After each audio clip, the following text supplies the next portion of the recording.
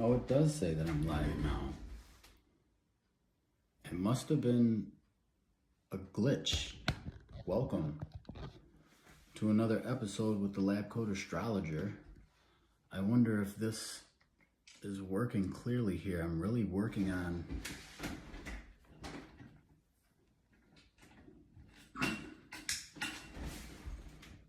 I was so frustrated before trying to figure out how to work this and actually get a chart up here on my background.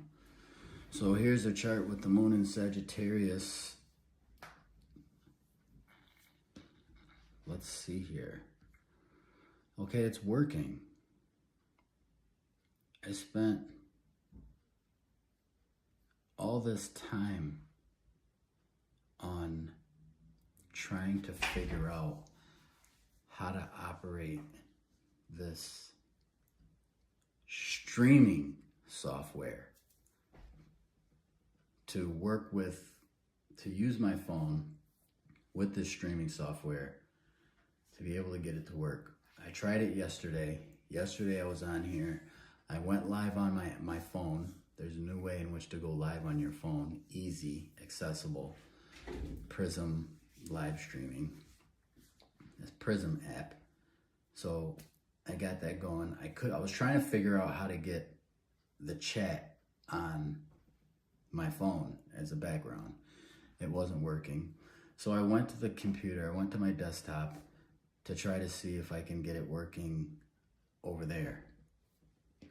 And it looked like there was a viewer that came in here but left, but that's fine. I'm just glad that I can see that I'm on my phone, wireless through Wi-Fi, and I'm on my desktop looking and I can see that it's actually live, that I'm live. So I'm happy about that. I'm really happy about that because that's what I was trying to do this whole time. This whole time here.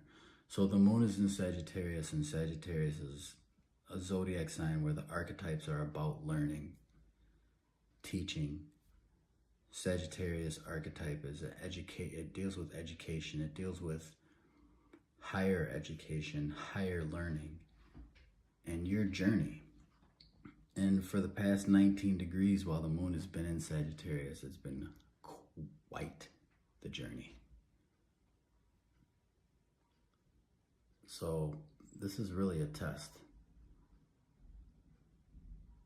to see if it works, and it looks like it works. If you have any questions, if you're here, if you can hear me clearly, comment in the chat. I think that I have the chat on. I just want to see if the chat works. I'm really in the beginning stages of trying to get this streaming, this live streaming connected so that it works. I've been trying so long to try to get a chart in the background. I finally figured it out. So this is an astrological chart of the current moment. I'm really in a special place right now that this is working. You have no idea what it is. Okay, yes, it works. Yes. Sag Sun here, how are you? Welcome. So, if you may or may not have known that this is Sagittarius here, this symbol here. I can even do this. Where do you get a load of this? Wait a minute. Pow. Where do you get a load of this? So I found a way to shrink the chart so that we can see it, even though it's a little bit small, but most people are probably on their phone. This is Sagittarius here. And so you said that you're a Sagittarius.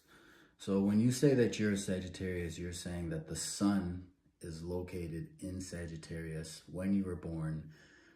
By you saying you're a Sagittarius, we know that you were born between November 22nd, November 23rd, and December 21st, December 20th, December 21st, December 22nd.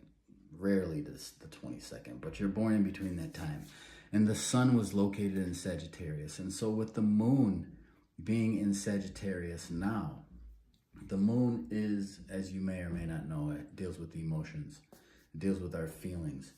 And not for nothing, in the transiting skies, or if we're talking about a current transit of the planets, there's a new moon where the sun and the moon come together. You can see in this chart that the sun is in Virgo, getting ready to ingress into Libra. And not too long ago, the moon was new. The sun and the moon were together in Virgo, which creates this new moon. So it's kind of similar with the moon in Sagittarius. Although the sun is not in Sagittarius, currently it's in Virgo, but for you, the sun is in Sagittarius. And with the moon in Sagittarius now, it brings a newness. It kind of has the same effect of the new moon, where it's initiating action, it starts, it's beginnings. So it's like a double layer it's a double layer of beginnings for you. You know, one layer started back when the sun and the moon were in Virgo, which points to your career, your work, right? Your reputation, how you're known, how you're recognized, depending on where Sagittarius and Virgo are located. But if we were to put Sagittarius as the rising sign, we would have Virgo in the 10th house. This is why I say it's the career, it's the work, it's your reputation.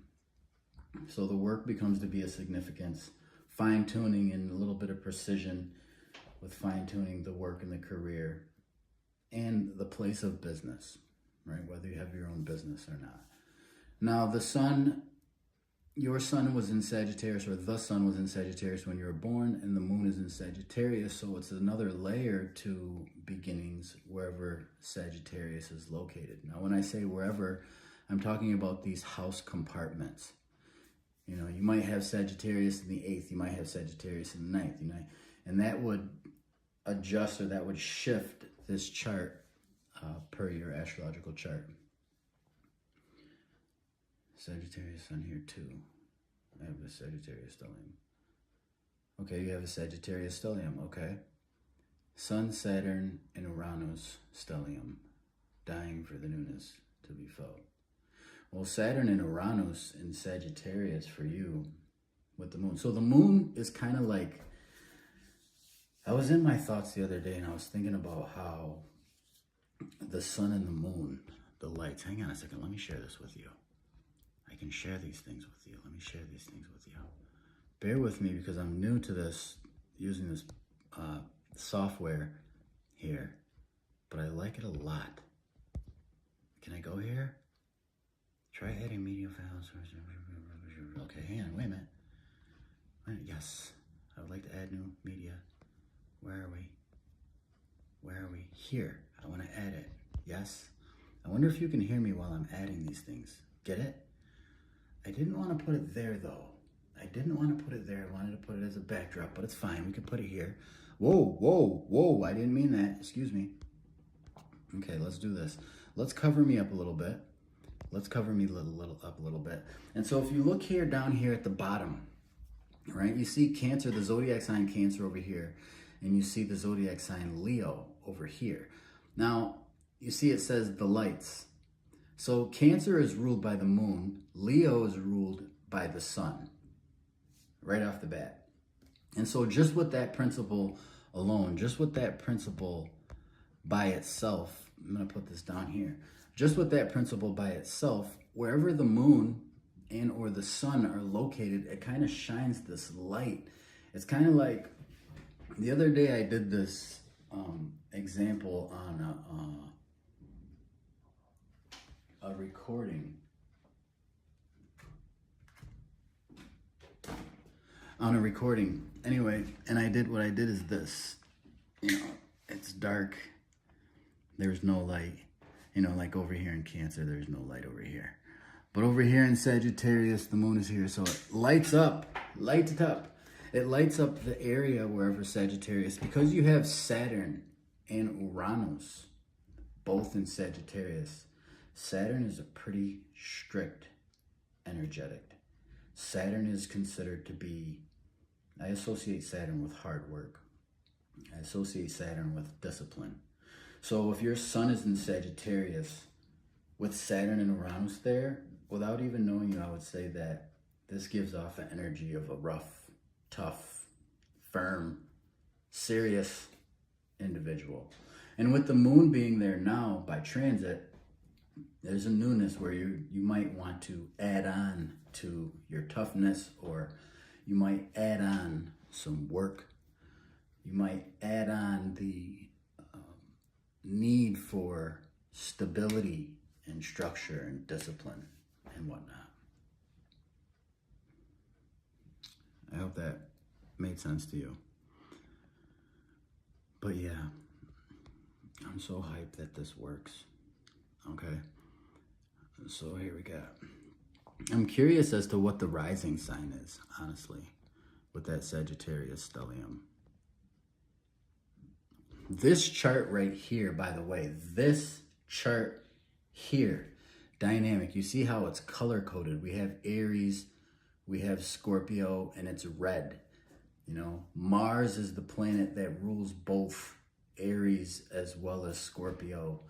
Jupiter, which is in purple, is the ruler of both Pisces and Sagittarius. And this key right here, this key, if you memorize this key here, you can start reading astrological charts. You can most indubitably start reading astrological charts, even if it's a basic, simple interpretation. You can do this for family members. You can do this for friends. This is the perfect place to start in the beginning.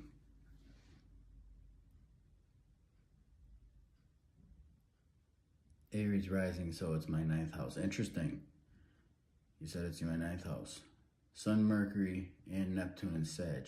Interesting, we have 2 Sages in here. Both of you are Sagittarians. Interesting. So there's a newness in the beginning. Not only with the Saturn energetic and that stellium there. Looks like only one of you have Saturn and Uranus there.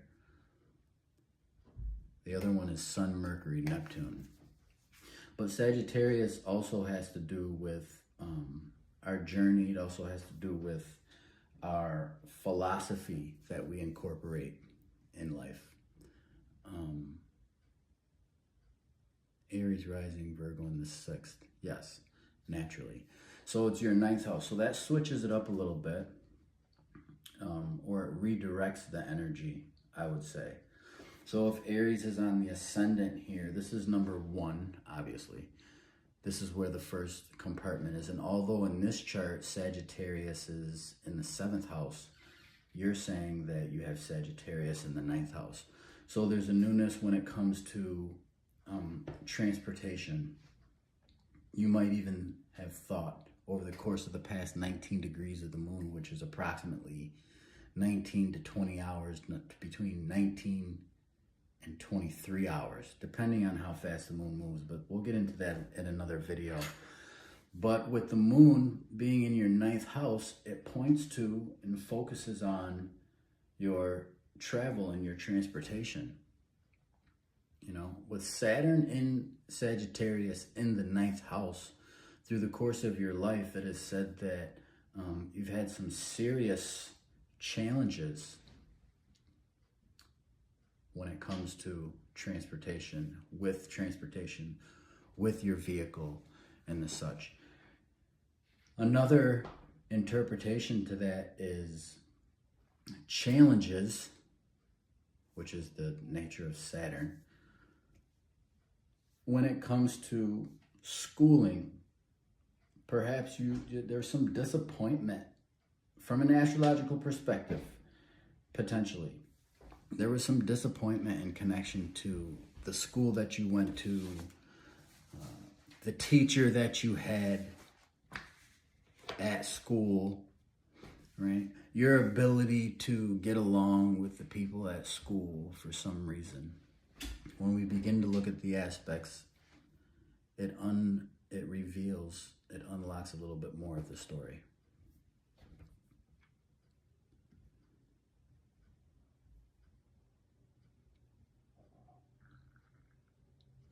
I'm so excited that this works here. And so I see that there's a little bit of a delay, not much of a delay, but there is a little bit of a delay. I'm going to get better with these live streams. So we have Aries rising, we have a Gemini rising. Astrologically speaking, the two of you are like brothers and sisters, even though you may know nothing about each other. The reason why I say that is because first house, from the first house, Aries, to Gemini, third house, is a natural aspect that points to the relation between the self and close relatives. The first house is the house of the personality, it's the self. The third house is the house of communication and rapport. So you would have Sagittarius, this chart would actually line up for you. This is kind of a pair, the transiting skies or the transiting chart in comparison or in contrast to your astrological chart being a Gemini rising.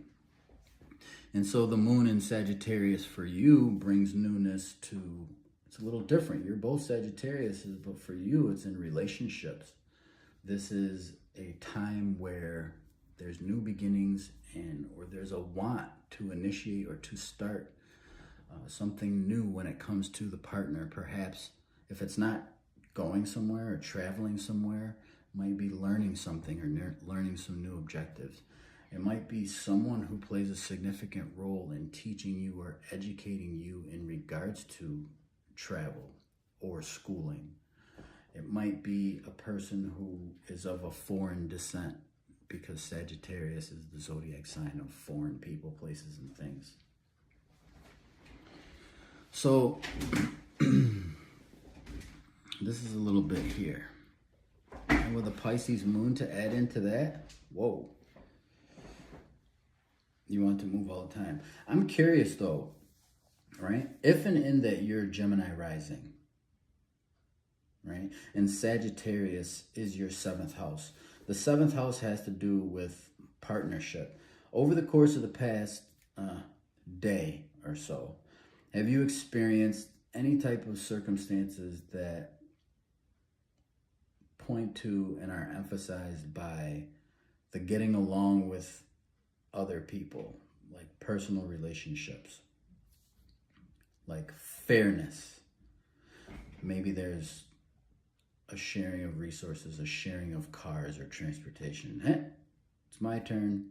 It's my turn to use the car. You had it yesterday. Today's my turn.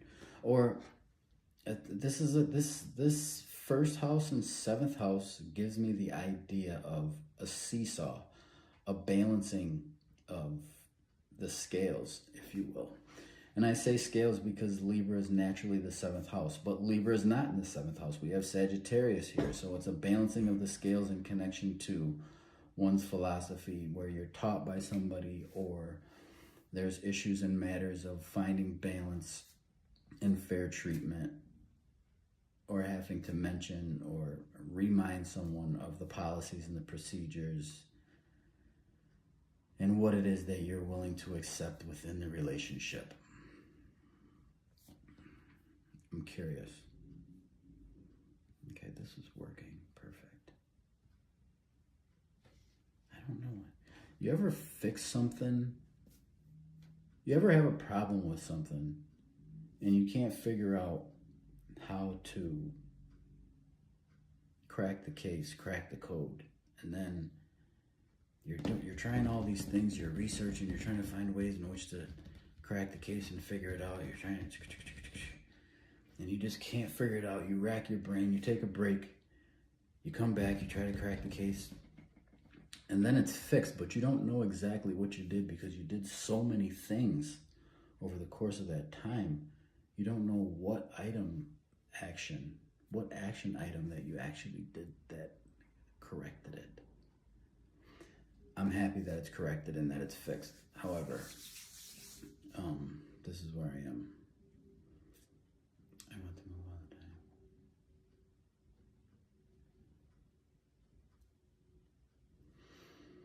So, why am I telling you this? I'm telling you this because And one of the reasons why I've even created this channel was because I've been doing astrology for quite some time, and I have found some correlations and some connections in my life as well as other people in the world, all over the world. Some of them that I've known for a couple months, some for a week, some that I have never known at all upon first meeting them and looking at the astrological chart. And it's added value to making connections to circumstances in your life. It kind of adds as like a tool for confirmation, you know, knowing that you're on the right path, and or knowing when some trials or challenges are up and coming, and to not beat yourself up or get you down, but to acknowledge it for what it's worth and to work with the energies, right? So that you can have the best possible outcome for success. That's one of the main reasons. That's actually the only reason on this channel that I would share anything that's astrological, is because of how much of a benefit that it's had for me in my life as well as other people. So I wanted to keep this, and I want to keep this short. I'm glad that this works. I encourage you to subscribe if you enjoyed this video. I want to try one more thing while I'm playing around with this, because I'm going to get better, way better at this. Seriously. I'm going to get way better at this. And I figured out how to boom, pow. Okay. But how do I do that with that? I got to play around with this. Pardon me for doing this while you're live here, but I have to do this. This is the only way that I can learn, is through create a chroma key. Okay, I gotta go here. I gotta go here. Okay, I gotta go here. And I gotta go here.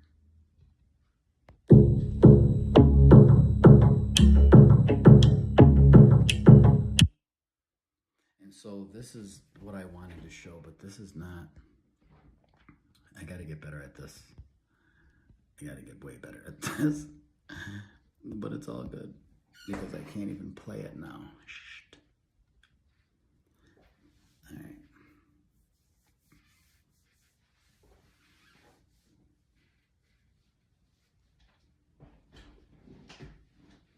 All right. You started processing it. Assalamu alaikum.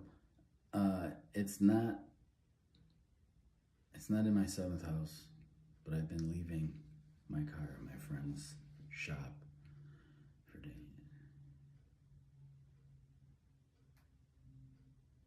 Interesting. However, you're an Aries rising, though, if I remember. Yeah, you're an Aries rising. You're an Aries rising, so the 7th house would be Libra for you.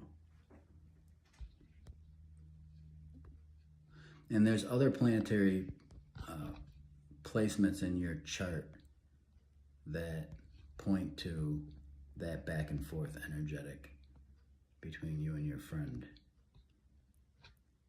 But it does point to travel and transportation in your vehicle, though, the past couple of days. I see how you made that connection, though.